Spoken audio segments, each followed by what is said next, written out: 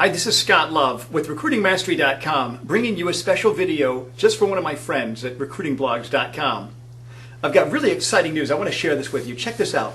I downloaded a list of 1,235 passive candidates that all fit the profile of what I'm looking for.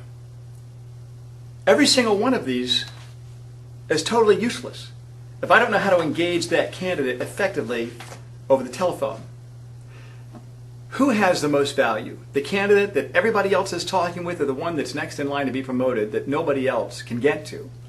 Obvious choice. How you talk to those two people is totally different. If someone has a resume off a job board, you call them up. Hey, I understand that you're open to exploring other things. Let's find out what you're looking for and I'll tell you about that. But if this is someone that you've never talked to, let's say it was a referral, how do you get them to open up and consider your opportunity? This is the way most recruiters make that first call. Ring-a-ring-a-ring. Hi, my name's Harry the Happy Headhunter. How are you today? I've got this terrific opportunity with great benefits, great career potential, great insurance, and great advancement and income potential, and I'd like to tell you about that so you can move in the middle of the school year to a city you've never been to, joining a company you've never heard of, so I can get a fee. Are you interested? I mean, that's really the way most calls work. So when you engage that passive candidate, I'm going to share with you things that you can do to increase the odds of the candidate going forward. And first, I'm going to show you this. Check this out. This is the Recruit Call Flow Chart. I created this tool back in 2003. A lot of people say it's the very first visual training tool they've seen on recruiting. How does this conversation work? This is a flow chart of that one conversation. You can download it off my site in the free download section. Go to recruitingmastery.com and it's called the Recruiting Call Flow Chart. How this call progresses? It's in here in a visual representation. Everything the candidate tells you, from a yes or a no to trying to overcome that to even testing for counteroffer likelihood earlier on in the process, it's right here on this call sheet, on this flowchart sheet. So let's say you talk to this candidate. This is how I'd recommend you take this conversation. The candidate answers the phone. Hi, this is Jim. Hello, Jim. I just say their first name. Hello, Jim, with an upward inflection, implying that maybe they know me, maybe they don't, but I know that I've got his attention now if I don't tell him who I am, what I'm calling for, and which company I'm with. Hello, Jim? Yes.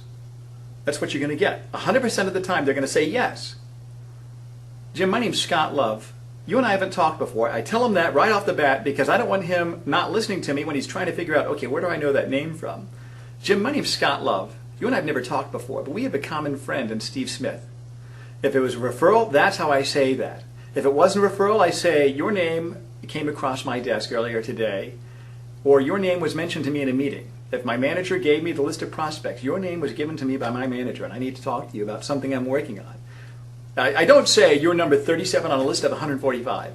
I say, your name came across my desk, and I need to talk to you about something I'm working on in San Antonio, whatever city that they're in. Do you have a quick second? Oh, sure. I've got their undivided attention.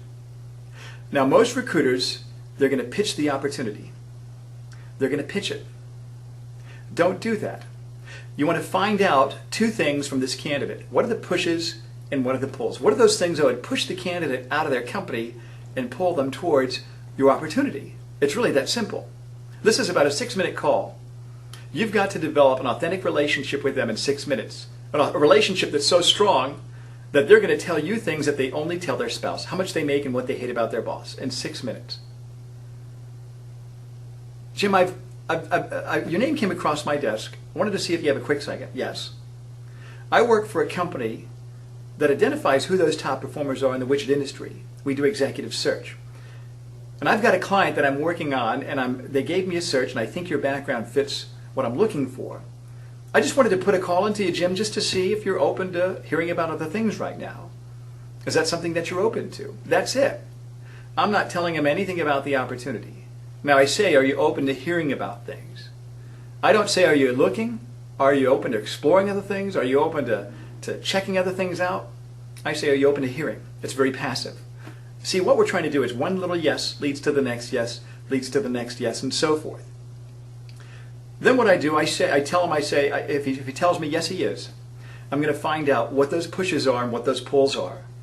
What are those things that are keeping him from being completely happy there? I first learned this when I got into recruiting like in 1995 from Peter Lefkowitz, the greatest trainer in the industry. I said, let's just say you're from 0 to 100% satisfied? Where would you put yourself in that range? On a scale of 1 to 10. I called a candidate this past Friday. On a scale of 1 to 10, where are you? And he said, I'm about a 7. He's been with this company for 8 years. He's not looking. I said, what's keeping you from being a 10? What's in that between that 7 to 10? And he told me what it was, and it's a valid, non-monetary issue. I didn't tell him about my opportunity yet. Now I want to find out what those pulls are. What are those things that I can find out from him that can pull him towards my client's opportunity? And this is how I do that. I don't say, what are your career dreams or what is your objective in making a move? I just say, I bring him along in a story. I say, Jim, let's just say I call you up. And I have your dream job that just got called into my office that day. And I'm calling you up and I'm telling you about this. What are some things that you would get really excited about and hearing about another opportunity? Now I'm finding out what those hot buttons are. When I explained the candidate my opportunity, I explained it to him in terms of what he told me are things that are keeping him from being happy and things that would make him happier. That's how you get compliance. You ever hear that phrase, candidate control? Guess what? It's a myth. It doesn't exist. If you don't believe me, if you think you can control other people, have a kid, and you'll know what I'm talking about. You can't control other people. All we can do is lead them. Find out where they want to go and show them how your opportunity can take them there. Thanks for watching. Visit my website for dozens of free tools, downloads, and articles to help you produce more. RecruitingMastery.com.